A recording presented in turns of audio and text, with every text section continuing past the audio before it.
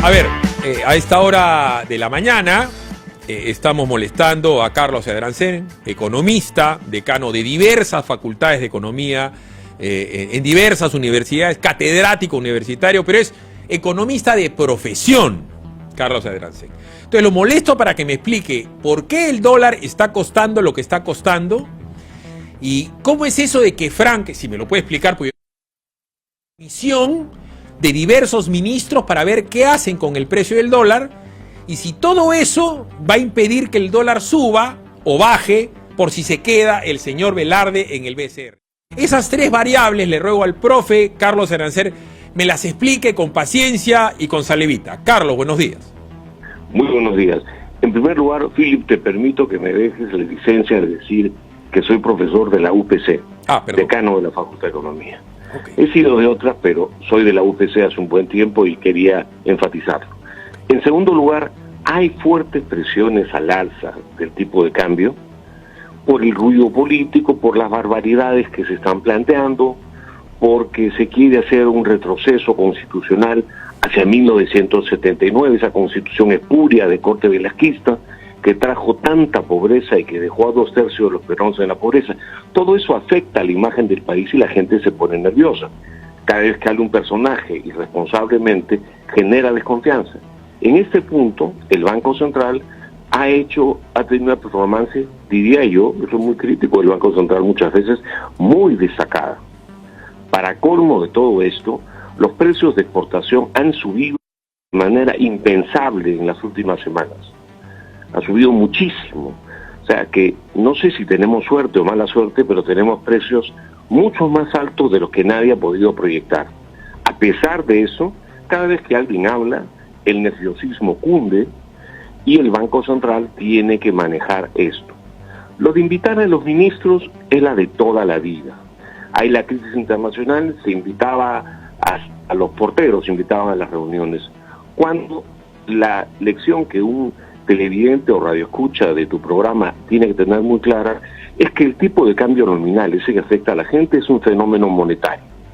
Si el Banco Central tiene una mayoría en el directorio que mantiene un control monetario responsable, o sea, no hay soles para que suba el tipo de cambio, no hay forma de que el tipo de cambio suba.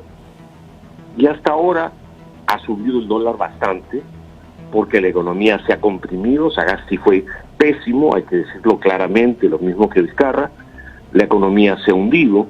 Perdón, disculpa Carlos, ¿estás osando criticar a la sacrosanta e impoluta Tony Alva? ¿Te he entendido eso? ¿Has cometido ese pecado mortal? Bueno, es que a veces soy pecador, Fili. Alva y Mendoza han sido pésimos ministros de economía.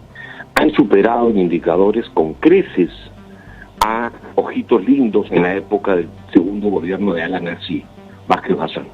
Son los peores que han manejado el MEF en mucho tiempo, y no porque no sean personas simpáticas, sino porque su gestión fue pésima y han dejado la situación fiscal en un extremo tan precario que en algún momento de la gestión de Mendoza la brecha fiscal del sector público no financiero bordeó, cáete de espalda, los 18,000 millones de dólares que financiaron de alguna manera y han dejado ni para comprar el pan al actual gobierno. Lo cual no sé si es una virtud o un defecto. Pero ¿qué pueden hacer los ministros? Enterarse que la situación fiscal es muy mala, pero muy mala, que es fundamental no generar más desconfianza allá de la que se ha generado, y transmitir señales que hagan que esto no sea más problemático, porque si no voy a comenzar a pensar que tienes toda la razón, que algunos quieren que el país se deteriore más. No, digo esto, Carlos, le digo, voy a decirle, profe, yo voy a ser la del alumno. Porque si tenemos un ministro que en la mañana sale y da una serie de, voy a decir entrevistas entre comillas, porque son mensajes a la nación. Entrevista cuando hay pregunta, cuando hay repregunta, y por si acaso varias tienen que ser incómodas, ¿no? Pero sale el señor Frank y dice, voy a hacer una comisión para revisar el tema del dólar. Para mí la comisión natural, en mi cabecita, de repente ignorante, que revise el porqué del precio del dólar se llama BCR. Para eso está el señor Julio Velarde. No va a llamar al ministro 1, ministro 2, ministro 3. Entonces, para eso ya hay una comisión que está en la Constitución que se llama BCR. Pero además, sale la gran noticia es que se va a quedar el señor Julio Velarde. Entonces, el señor Julio Velarde no es un chamán. O sea, el señor Julio Velarde, ¿qué va a hacer Julio Velarde si, por dar un ejemplo, el señor Frank, que dice voy a dar bonos para los pobres, y dice voy a comenzar a dar bonos de 1.200 soles mensuales a 1 millón de familias? ¿Por qué? Porque ha subido el precio del pollo y es culpa de, no sé, pues del señor Monopolio X. Entonces, ¿cuál va a ser entonces la función lógica de Frank? La función lógica de Frank es financiar el gasto. El gasto en el Perú, Philip, se financia con impuestos. Sube impuestos en este momento para que vean lo que va a pasar. Otra alternativa es creando empresas públicas con expropiaciones. Sería suicida. Otra alternativa es deuda. La deuda se ha disparado de manera brutal con el déficit de Mendoza y Alba. Entonces, la maquinita. Ahora piden que Velarde se quede, lo cual es bastante lúcido porque hay técnicos capaces en el Banco Central para manejar esa situación. Por lo tanto, si quieren hacer muchas cosas, la gran pregunta es cómo lo van a hacer. ¿Rompiendo la institucionalidad y generando unos problemas severos? ¿O van a tener que ser otro de esos gobiernos que ofrecen un montón de cosas que al final, sentados en el caballo, se ve que no pueden cumplir? Yo estoy... Se puede financiar solo de 4 maneras: impuestos, deuda, maquinita o expropiaciones. Lamentablemente es la penosa historia del Perú, por eso somos un país pobre, no somos un país rico. Bueno, y el gran eslogan de campaña con el cual el señor ha ganado, nos guste o no nos guste, yo creo que ha ganado con trampa, pero al final ganó, como sea. Al final del partido dijeron que él ganó por 45.000 votos más. Es no más pobres a un país de ricos. Entonces la pregunta que cabe ahorita, que me encantaría poder hacerle al señor Franque: ¿quién se está haciendo rico en el Perú en este momento? O sea, ¿quién está generando riqueza? ¿Quién se está haciendo rico? Porque más pobres yo sé que hay, pero ¿quiénes son los ricos ahorita? ¿Quién se beneficia? A ver, las cifras disponibles últimamente están hablando que estamos teniendo un rebote bárbaro de 10% para el año, pero omiten que por casi más de un año, año y medio, tuvimos crecimientos anualizados de casi 20-25%. Por lo tanto, caímos del 5º piso al 1er piso y ahora estamos felices porque subimos al 2º piso. No, señores, para recuperar los niveles de producción que hoy día debería tener la economía peruana, estamos lejos, hemos caído un hoyo. Y eso es el gran reto del ministro de Economía, mientras el reto del presidente del Banco Central y de su directorio es hacer que la inflación siga en 2% para que no se le robe las jubilaciones al pueblo, y lo más importante, que el dólar se mantenga debidamente controlado, y para eso hay que controlar la oferta de soles. Y hasta ahora hay que respetar la autonomía del Banco Central. Malo cuando los ministros se creen presidentes del Banco Central. Complicada la situación. Ha sido muy amable una vez más el decano de la Facultad de Economía de la UPC, doctor Carlos Cedrancén. Muy amable. Gracias. ¿Dónde está, no? Ha cometido la infamia de decir que hace un desastre Tony Alba, que hace un desastre el señor Mendoza, que decía que se copió de la fiscal de la Nación, ciego, sordo. Mala gestión, mal resultado. Ya está. Ay, ay, ay. ¿Vamos a ir a una pausa? ¿No? Vamos al significado de las palabras para porque la gente ya se puso friki con lo que acaba de escuchar usted, señora, es que muy probablemente el dólar siga subiendo. Y no van a hacer estos señores magia para que baje el precio.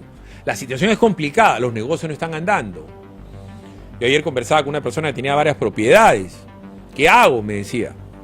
Yo le dije a esta persona, que es un ejecutivo que ha trabajado toda una vida y que tiene un departamento y tiene una señora y tiene 2 hijos, y en la cabeza de él era tener su departamento en donde él vive con sus 2 hijos, y él en su cabeza decía: yo voy a tener otro departamento que me sirva de alquiler para que yo tenga un dinero cuando yo me retire, y el señor había comprado 2 departamentos para sus 2 hijos.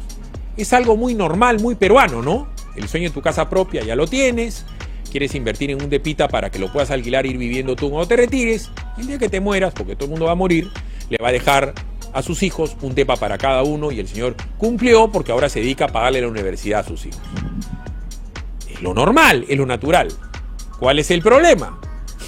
que los 3 departamentos con los cuales el señor pretendía vivir, ¿no es cierto?, de un departamento le paga la universidad uno, en el que vas a vivir cuando termines, ¿no es cierto?, cuando te cases. El otro bacán, y el otro vive él.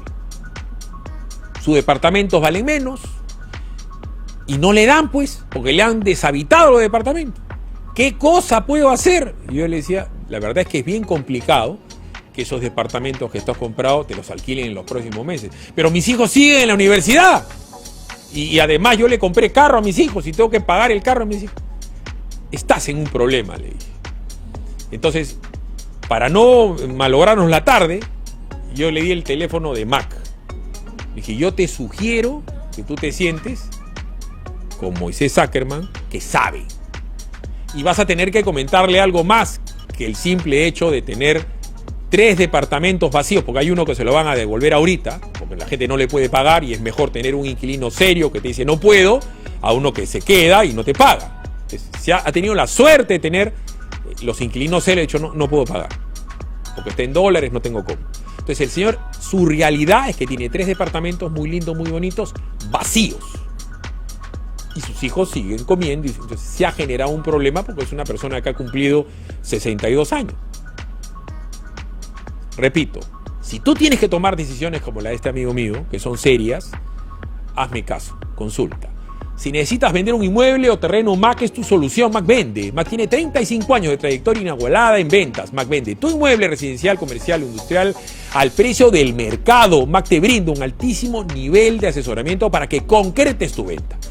Ingresa a la www.mac.com.p o llámanos al 242-5625, escríbenos al 980-200-778, 980-200-779. Mac vende, Mac te da soluciones inmobiliarias. Arranca tu día con el magazine más dinámico del Perú. Noticias, entrevistas, efemérides, política, espectáculos y todos los deportes, las eliminatorias al Mundial, la Liga 1 y la Champions. De lunes a sábado de 6 a 10 de la mañana por Willax Televisión y por TVO Radio 91.9 FM, la radio con fe. Los astros te serán propicios en TVO. Por Facebook, Twitter y YouTube. Suscríbete y activa las notificaciones. A veces es difícil elegir qué mascota tener. Gato. Perro. Gato. Pero para elegir tu lote... Facilote. Obvio. Porque comprar tu lote es facilote. Elige cómo. Ingresa a terreno.pe o llámanos al 616-9009. Centenario.